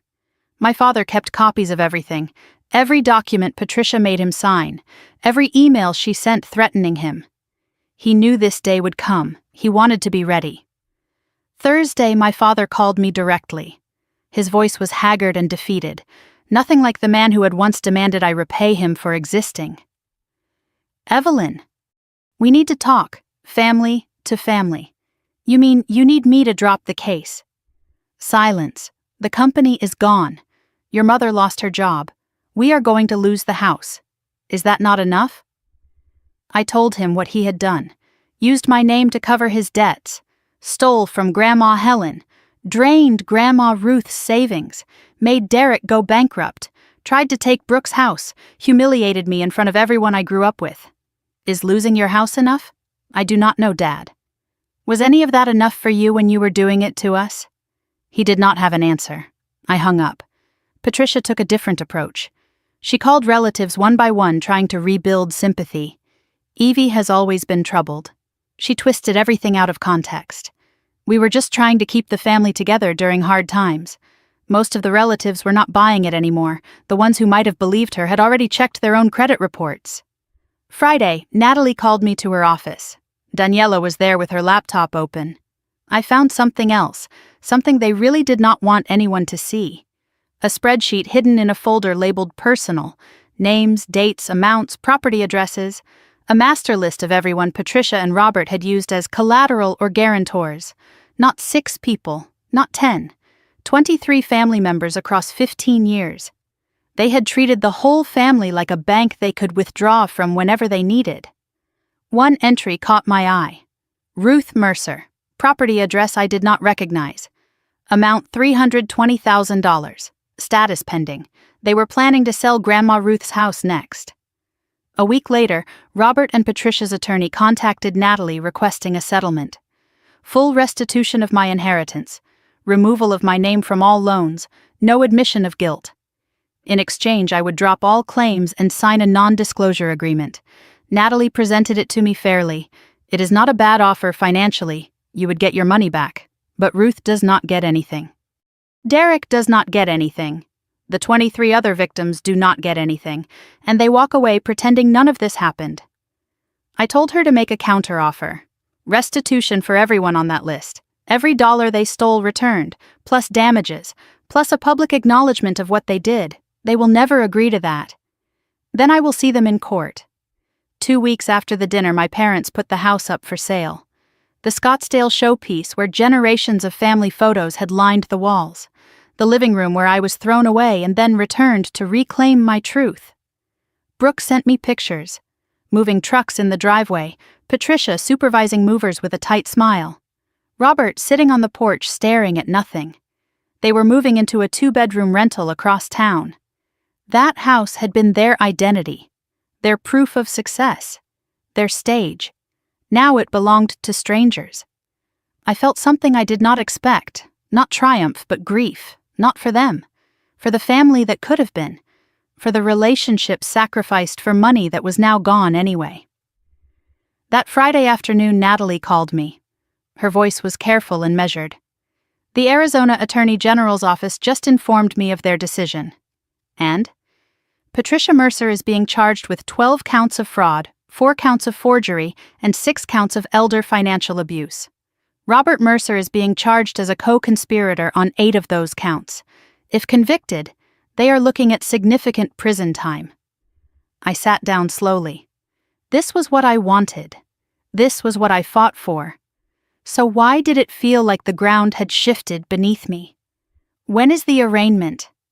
Monday. It will be public. The press will probably pick it up. My parents were going to be on the news. As defendants. Brooke texted me that night. Mom just called me screaming. Says she is going to fight this. Says we will all be sorry. I read it twice. Typed back. Let her fight. The truth already won. 4 months after the dinner, I sat in the gallery of a courtroom I never imagined I would see. Wooden benches, fluorescent lights, the smell of old paper and anxiety. Beside me sat Brooke, Ruth, Marcus, and Derek. Across the aisle were a few relatives who still supported my parents. At the defendant's table, Patricia and Robert Mercer looked smaller than I had ever seen them. The judge read the sentences in a flat, procedural voice. Patricia Mercer guilty on 9 counts of fraud, 3 counts of forgery, 4 counts of elder financial abuse. Sentence 5 years in state prison, eligible for parole in 3. Robert Mercer guilty on 6 counts as co-conspirator. Sentence 3 years in state prison, eligible for parole in 18 months. Both ordered to pay restitution as determined by the civil settlement. Patricia did not cry.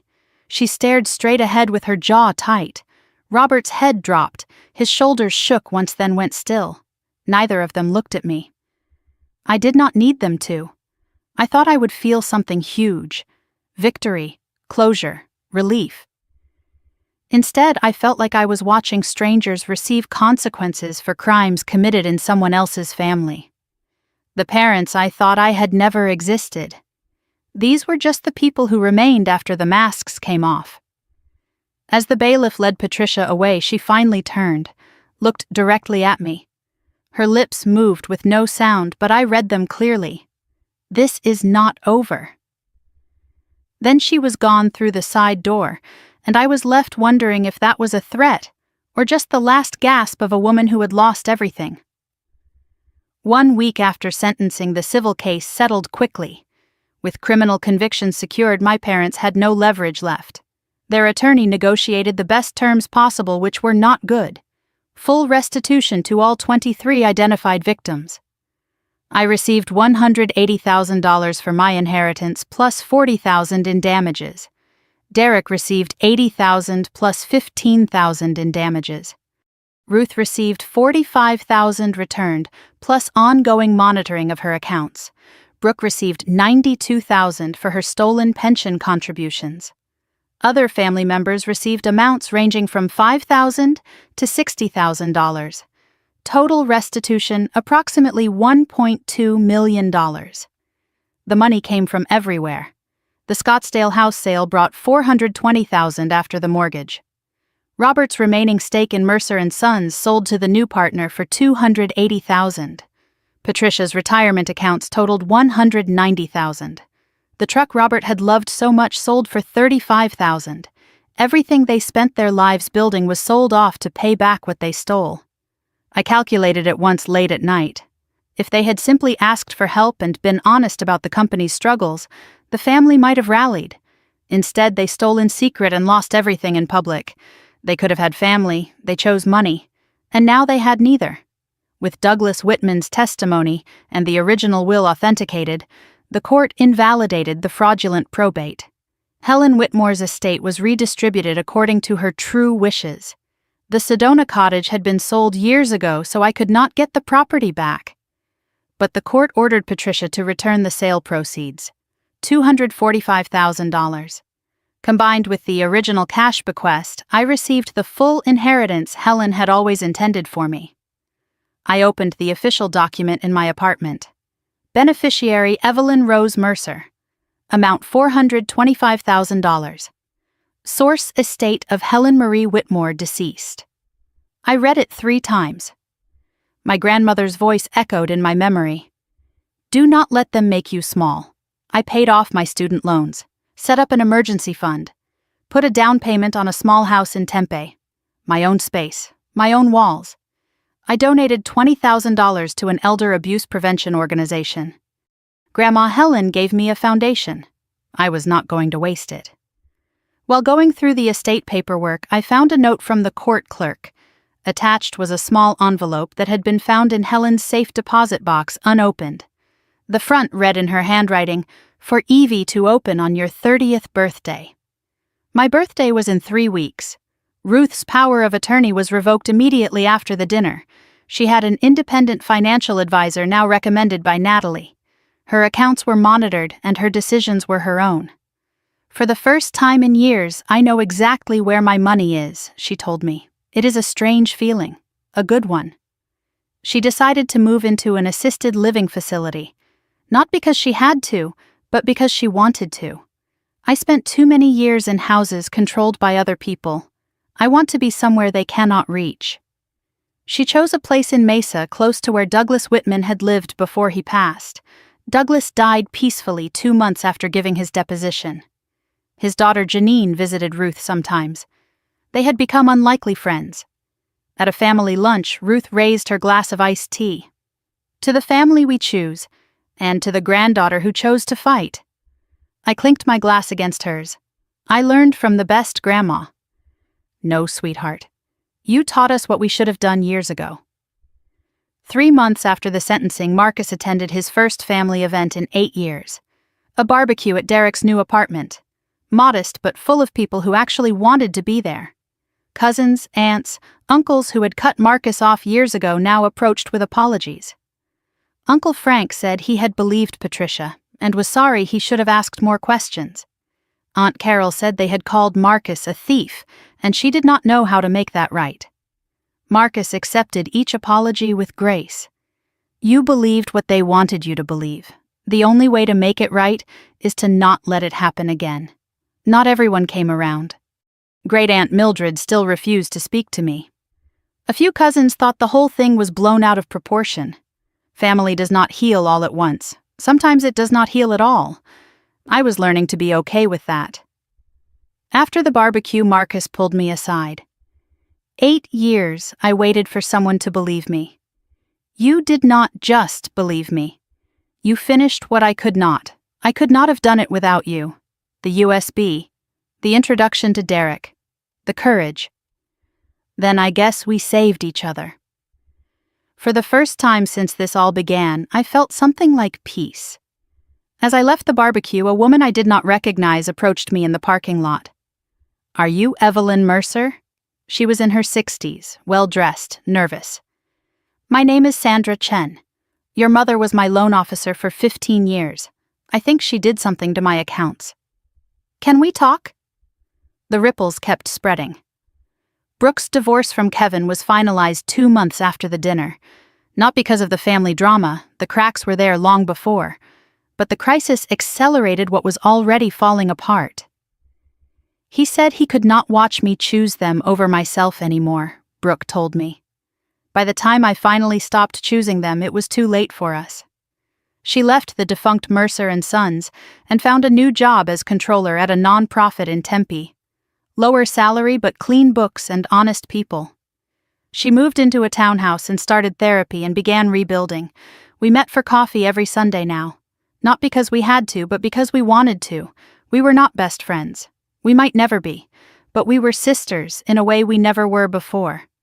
"We do not pretend anymore," I told her. "That is the difference. We actually talk." One Sunday, Brooke arrived with a cardboard box. I found this in Mom's storage unit when I was helping sort things for the sale. Inside were letters, photographs, journals, all belonging to Grandma Helen, things Patricia had kept hidden for years. "I think Grandma wanted you to have these. Mom was never going to let that happen." I took the box home and spent an evening going through it. Letters Helen wrote to friends about my Evie and how proud she was. Photographs of me as a child that I had never seen. A journal entry from the year before Helen died. "Patricia wants to change my will. I will not let her. I know what I want, and I want Evie to be protected." I cried for the first time in months, not from grief but from being seen. 5 months after sentencing, my phone rang. Unknown number with a state prison prefix. I almost did not answer. "Evelyn, it is your father." His voice was tired and hollow. Nothing like the man who once demanded I repay him for existing. I have had time to think in here, about everything, and I never thought it would go this far. I thought we were just doing what families do, helping each other. "You stole from us, Dad. That is not helping." long silence. I know that now. He talked about the company, the pressure, how things got out of control. But he never said, I am sorry for what I did to you. You still think you are the victim, do you not? I think everyone lost. No, Dad, we lost. You just finally got caught. I hung up, did not feel guilty, did not feel free exactly, just felt done. Some doors do not need to stay open, some just need to be acknowledged before they close. That night I sat in my new house with Helen's box on the table. Tomorrow I would turn 30. The envelope from the safe deposit box waited in front of me, for Evie to open on your 30th birthday. I had waited 3 weeks to open it, honoring my grandmother's instructions. Part of me was afraid of what was inside. But Grandma Helen never brought bad news to me. She only ever brought love. The clock on my wall showed 11:58 when I finally sat down in my living room with the envelope in my hands. My living room, in my house. A single lamp glowed beside me, casting warm shadows across the walls I had painted myself. The photograph of me and Grandma Helen at the Sedona cottage was propped against a candle on the coffee table. 2 minutes until midnight. 2 minutes until I turned 30. I had waited 3 weeks to open this envelope, honoring my grandmother's instructions, even though the waiting had felt like holding my breath underwater. The paper was yellowed at the edges. The seal was brittle with age. For Evie to open on your 30th birthday. Her handwriting. The same careful script that had signed every birthday card I ever received from her. I slid my finger under the seal and felt it give way. Inside was a single folded letter and a small photograph I had never seen before. The photo showed me and Helen at the Sedona cottage maybe 20 years ago, both of us laughing at something off camera. I could not remember what was so funny, but I remembered how it felt. Safe, warm, seen. On the back of the photograph in her handwriting were the words, "The day you told me you wanted to be brave when you grew up." I did not remember saying that, but she remembered. She wrote it down. She kept it for 20 years, waiting for this moment. The clock struck midnight. I was officially 30 years old. I unfolded the letter and began to read. My dearest Evie, if you are reading this, then I am no longer there to say these words in person. But some things need to be written down so they cannot be twisted or forgotten. I want you to know that I saw you. I always saw you. When your mother called you difficult, I saw a girl who asked questions no one wanted to answer. When your father said you were a disappointment, I saw a young woman who refused to shrink herself to fit their expectations. When they made you feel like you did not belong, I knew the truth. You belonged more than any of them. You just belonged to yourself first. I am leaving you everything I can, Evie. Not because you need money, though I hope it helps, but because I need you to know that someone in this family valued you exactly as you are. Your mother will try to take it.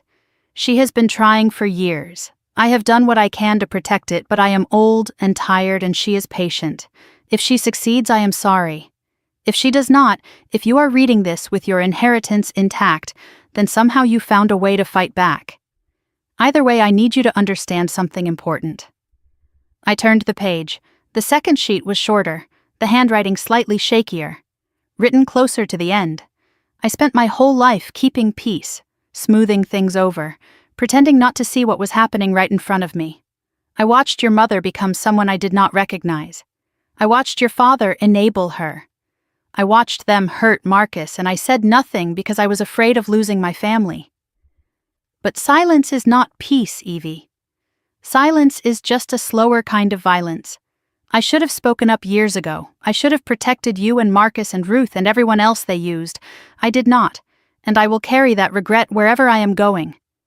But you can do what I could not. You were always the brave one, Evie. Even when you were small, you would walk into dark rooms while the rest of us waited for someone to turn on the light. So turn on the lights, sweetheart. All of them. Even the ones people do not want you to touch. The truth does not need darkness to survive. Only lies do. I love you. I have always loved you. And I am so proud of the woman you are becoming, even if I will not be there to see her. Happy 30th birthday, my darling girl. All my love forever. Grandma Helen. I read the letter 3 times. The first time I cried. Not the quiet tears I had learned to hide as a child, but real sobs that shook my shoulders and left me gasping. The second time I laughed. At the word patient. At Helen knowing Patricia so well even from beyond the grave. The third time I just breathed, let the words settle into my bones. She knew, she always knew, and she loved me anyway. I found a small frame in one of my moving boxes and placed the photograph inside. Set it on my mantel. The first decoration in my new home. She wanted to be here for my 30th birthday. In a way she was. I walked through my house in the early morning light. 3 bedrooms, a small yard with a lemon tree, a kitchen that was entirely mine.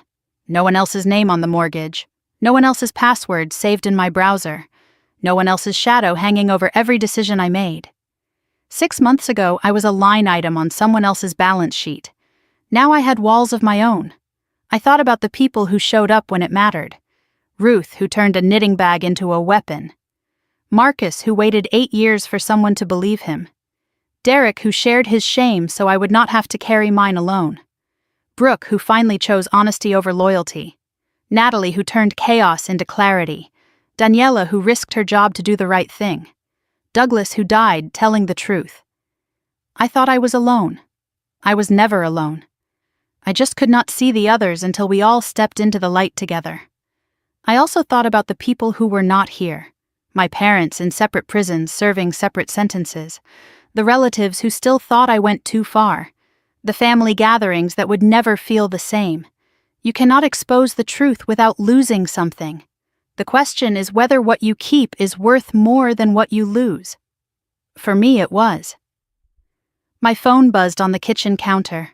A message from Sandra Chen, the woman who had approached me after the barbecue months ago. The bank confirmed it. Your mother opened 3 accounts in my name over the past decade. Thank you for showing me what to look for. You saved my retirement. I stared at the message. The ripples kept spreading. In the months since everything ended, I had built something new. A website about financial abuse within families. How to spot the signs. How to check your credit. How to document everything. How to find help. I designed it myself, clean and accessible. Translated into plain language that anyone could understand. If I had known what to look for 5 years ago, I might have caught them sooner. I wanted to give someone else that head start. Emails arrived every week. A woman in Ohio whose son was forging her checks. A man in Florida whose sister took out credit cards in his name. A college student whose parents used her social security number before she turned 18. Every story was different. Every story was the same. Family was supposed to mean safety. For too many people, it did not. Sunday afternoon, I met Brooke at our usual coffee shop. The same place where everything shifted between us months ago. Now it was just a place where sisters talked. She was doing better. Therapy was helping. The new job was challenging in good ways. She had started dating again, nothing serious, just figuring out who she was outside of the family performance. I spent 34 years being the good daughter, she said. Turns out I have no idea who I am when I am not performing. That is the fun part, I told her. You get to find out. She asked me if I ever regretted any of it. I thought about it honestly. I regret that it was necessary. I regret that Grandma Helen did not live to see it. I regret the relationships that could not survive the truth. But exposing them? Building the case? The dinner? No. I would do it again. Every time. Me too, Brooke said. Even the parts that hurt, especially those parts. We clinked our coffee cups together, to the family we are building, not the one we were given, to turning on the lights. As we were leaving, Brooke mentioned that our mother's parole hearing was in 8 months. She had been writing letters to relatives trying to rebuild support. I nodded. Let her try. The truth does not disappear just because she wants it to. That night, I sat on my back patio watching the Arizona sky fill with stars. I thought about everything I had learned. Family is not a free pass. Sharing blood does not mean sharing values. And love that comes with conditions is not love. It is leverage. Silence is not peace. Looking away does not make problems disappear. It just lets them grow in the dark until they are too big to ignore. The people who want you to stay quiet are usually the ones with the most to hide. And when someone tells you to trust them but will not let you verify, run. If something feels wrong in your family, trust that feeling. Pull your credit reports. Ask the questions no one wants you to ask. Document everything. You are not paranoid for protecting yourself. You are not disloyal for wanting the truth. The people who really love you will welcome transparency. They will open the books, share the passwords, answer the hard questions. The ones who do not are not protecting the family. They are protecting themselves. Exposing the truth costs something. It always does. But living in a lie costs more. It just takes longer to pay the bill. I would rather be broke and honest than comfortable and complicit. Grandma Helen taught me that. It just took me 30 years to understand. I went back inside and paused at the mantel where Helen's photograph sat in its new frame. Touched the glass gently. Happy birthday to me, Grandma. I think I finally understand what you meant. They wanted me to disappear that night. They wanted my silence to be permanent. Instead, I became the thing they feared most. Someone who refused to look away. If you are watching this and something in your own family does not add up, trust yourself. You are not crazy. You are not ungrateful. You are not betraying anyone by wanting the truth. The real betrayal is what they are doing in the dark, so turn on the lights. All of them. You might be surprised who is standing there with you when you do. If this story meant something to you, if it reminded you of someone you know or something you have been through, I would love to hear about it. Drop a comment below and tell me. Have you ever had to stand up to someone in your own family? How did you find the courage? And if you want more stories like this, stories about ordinary people who refuse to stay silent, hit that subscribe button and turn on notifications so you do not miss what is coming next. Because there are a lot of us out there, more than you think, and the more of us who speak up, the fewer of us have to fight alone. Thank you for staying with me until the end. It means more than you know. Until next time, keep the lights on. This story